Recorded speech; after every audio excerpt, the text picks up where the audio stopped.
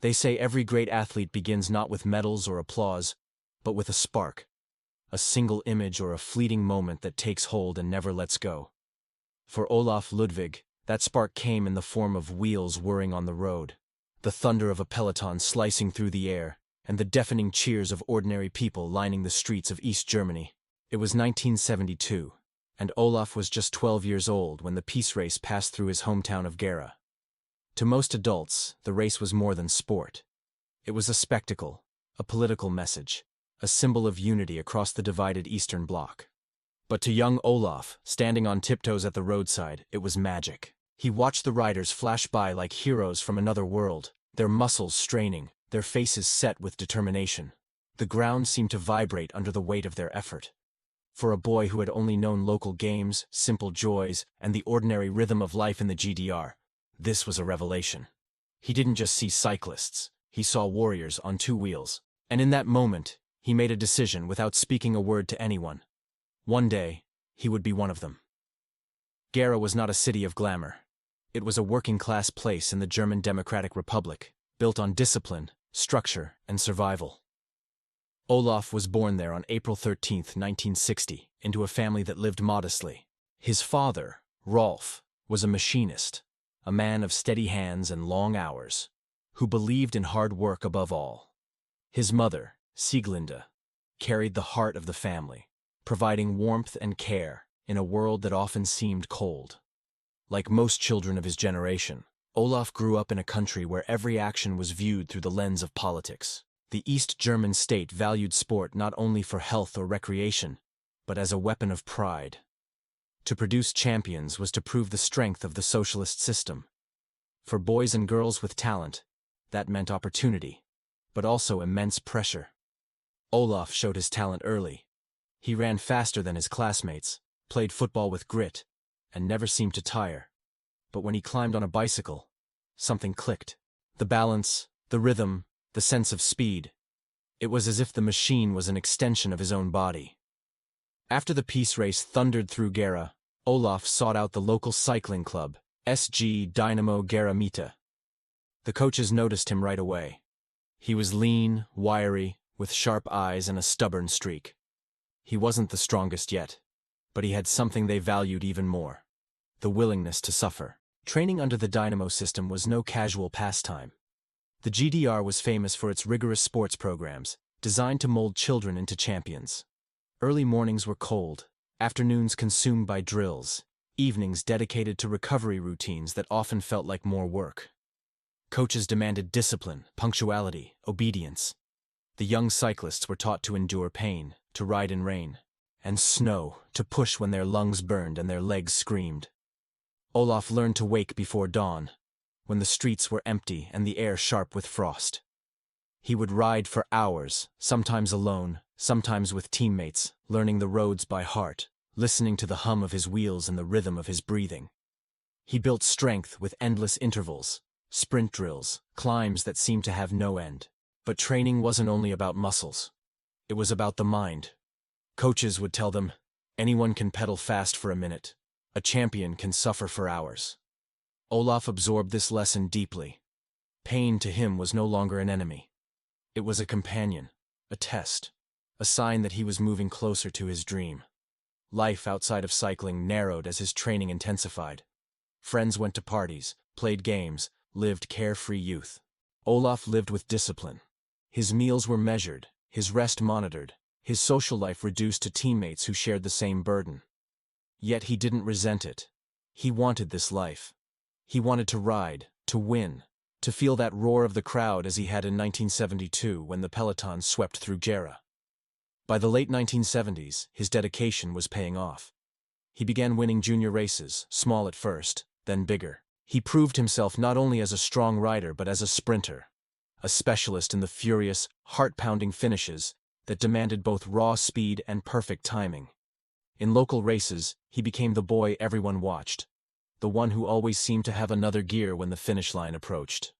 The peace race, once the spark that lit his dream, became his proving ground. This was the Tour de France of the East, the pride of the Eastern Bloc, stretching across countries, bringing together the best amateur riders. For Olaf, every stage was a battle. not just against rivals, but against the elements. Rain turned roads to rivers of mud. Winds pushed riders backward. Crashes came without warning. Yet Olaf learned to endure, to recover, to position himself for the final sprint. Stage by stage, he carved out a reputation. Fearless, relentless, a man who could suffer all day and still explode at the line. In 1979, he began to attract international attention, his name appearing in newspapers across the bloc. By 1980, he was ready for the ultimate test, the Olympic Games in Moscow. The Olympics were the pinnacle of East German sport, the stage where the state expected medals as proof of its superiority. For Olaf, barely 20, the pressure was immense. He rode in the team time trial, a brutal discipline where 4 riders had to work in perfect harmony. Their success depended on unity as much as strength. For nearly 100 kilometers, they drove themselves to the limit, each taking turns at the front, each pulling until their vision blurred. When they crossed the line, exhausted and broken, they had done enough to claim silver. For Olaf, it was both triumph and fuel. A silver medal at 20 was more than most cyclists could dream of. But he didn't dream of silver. He dreamed of gold. That dream would carry him forward, through years of racing, through the harsh winters and punishing summers, through victories and disappointments, until one day, in Seoul in 1988, it would finally come true. But before that golden moment, there were countless miles to ride, countless lessons to learn, countless battles to fight, and Olaf Ludwig was ready for all of them. Silver in Moscow had been a triumph, but for Olaf Ludwig it felt like unfinished business. He was proud to stand on that podium, the flag of the German Democratic Republic raised high, the anthem echoing across the stadium. But deep inside, a spark burned. He had tasted what it meant to compete among the world's best, and now he hungered for more. Back in East Germany, life did not slow down. The state celebrated its Olympic medalists, showering them with honors. Yet the celebration quickly turned back into expectation. Medals were never an end. They were proof that more could be achieved. For Olaf, that meant returning to the relentless cycle of training, racing, and proving himself all over again. The peace race, always a crown jewel for riders of the East, became his arena. Year after year, he threw himself into the race with ferocity. Crowds lined the streets from Warsaw to Prague, chanting his name, waving banners, holding out flowers. To them, Ludwig was more than a cyclist. He was a symbol of possibility, proof that an East German boy could conquer the world on 2 wheels. He became known for his sprints, wild, explosive, fearless.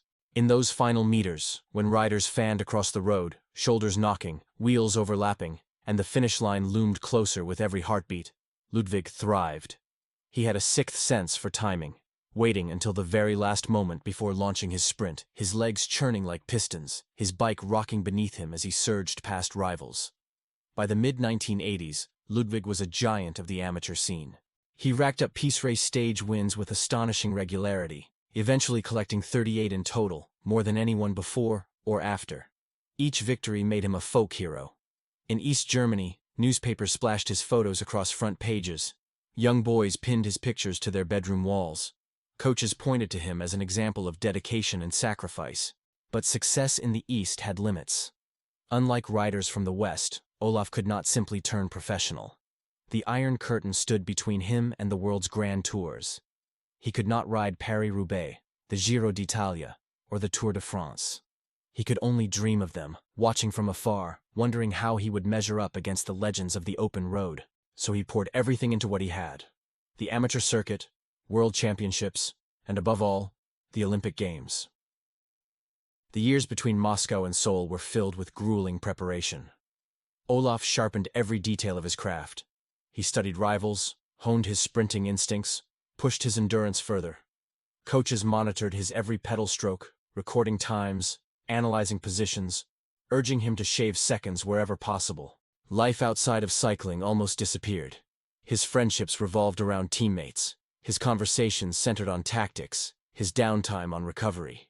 He missed birthdays, family events, ordinary pleasures. But in his mind, it was worth it. Every sacrifice fed into a single dream: standing atop the Olympic podium with gold around his neck. By 1988, that dream was within reach. Seoul was calling, and Olaf arrived as one of the most feared riders in the world. He was no longer a young upstart with something to prove. He was a hardened competitor, backed by years of victories, driven by a hunger that had only grown stronger. The road race in Seoul was brutal. Heat pressed down on the peloton, sweat streaming, tempers flaring. Crashes took riders out, mechanicals ruined others' hopes. Kilometer after kilometer, Olaf stayed calm, conserving energy, watching the race unfold. He knew his strength. He was a sprinter. His chance would come at the end. All he needed to do was survive, stay sharp, and trust his timing. As the race neared its climax, tension thickened. The peloton thundered into the final stretch, riders jostling for position, elbows flaring. Olaf held his nerve. At the perfect moment he launched. His legs ignited, his bike surged forward, and in a blur of speed he powered past the field. The line flashed beneath his wheels, and in that instant, years of suffering transformed into glory. He had done it. Gold. Olympic champion. Olaf Ludwig, the boy who once stood on tiptoes to watch the peace race in Gera, now stood on top of the world. The medal ceremony in Seoul was unforgettable. The anthem played, the East German flag rose high, and Olaf felt a wave of pride, relief, and vindication. Every dawn ride, every frozen morning, every lonely hour of training had led to this moment. He was no longer chasing dreams, he was living them. But even as he savored the triumph, history was shifting beneath his feet. The world around him was changing, the Iron Curtain beginning to crack. Within a year, the Berlin Wall would fall, and with it, the entire system that had shaped his life. For Olaf, the collapse of East Germany was both terrifying and liberating. The structures he had known vanished almost overnight. The sports schools, the state programs, the careful control, gone. Yet with that collapse came opportunity. For the first time, he could race professionally in the West, measure himself against the very best in the most legendary races. It was a leap into the unknown, but Olaf embraced it with the same courage he had shown on the bike. He signed with Team Panasonic, stepping into a world that had once been closed to him. Suddenly, the Tour de France, the Spring Classics, the monuments of cycling were within reach. The transition was not easy. Professional cycling was a different beast. Longer seasons, tougher competition, more politics, more pressure. Yet Olaf adapted quickly. His sprinting power translated beautifully, and his experience in the crucible of Eastern racing gave him resilience few could match. In 1990, he stormed into the Tour de France, winning stages with his trademark ferocity. That year, he claimed the green jersey as the best sprinter of the race, a triumph that etched his name into cycling history. The East German boy had conquered the biggest stage of them all, proving that his talent transcended borders, ideologies, and systems. Victories piled up in the classics too. He won the Amstel Gold Race, one of the hardest one-day races on the calendar. He stood on the podium at Paris-Roubaix, his face caked with dust, his body battered by the cobblestones, yet his spirit unbroken. Everywhere he raced, he carried with him the story of resilience, of adaptation, of triumph against odds. Through it all, Olaf remained grounded. Fame never clouded his humility. He remembered where he came from, the boy in Gera, the endless training, the sacrifices of his family. Success did not erase his past, it illuminated it, showing how far he had traveled. But Olaf Ludwig's story was far from over. His career would evolve, his roles would shift, and eventually he would step off the bike to guide others. Yet no matter where life took him, the fire that began on that roadside in 1972 never went out. By the early 1990s, Olaf Ludwig had achieved what few could imagine. He had conquered the amateur world in the East, stood atop the Olympic podium, and proven himself in the most prestigious professional races of the West. Yet the life of a professional cyclist was never static. Victories brought fame, but fame brought pressure. Every start line came with expectation, every finish line with judgment. Olaf adapted with the same determination that had carried him since boyhood. He was not the kind of rider who relied on talent alone. He studied courses, weather, rivals. He sharpened his tactics to a knife's edge. When he lined up in the colors of Panasonic and later Team Telecom, teammates respected him not only as a sprinter but as a strategist. He knew when to wait, when to attack, and how to inspire confidence in those around him. Life on the pro circuit was a whirlwind. 1 week in Belgium for the cobbled classics, the next in Italy for the Giro, then to France for the Tour, then on to Spain. Airports, hotels, endless transfers. Days blurred into nights, and recovery was just as critical as racing. Olaf developed routines to keep his body and mind balanced. Strict sleep, carefully timed meals, and rare but cherished calls home to reconnect with family. The Tour de France remained his greatest stage.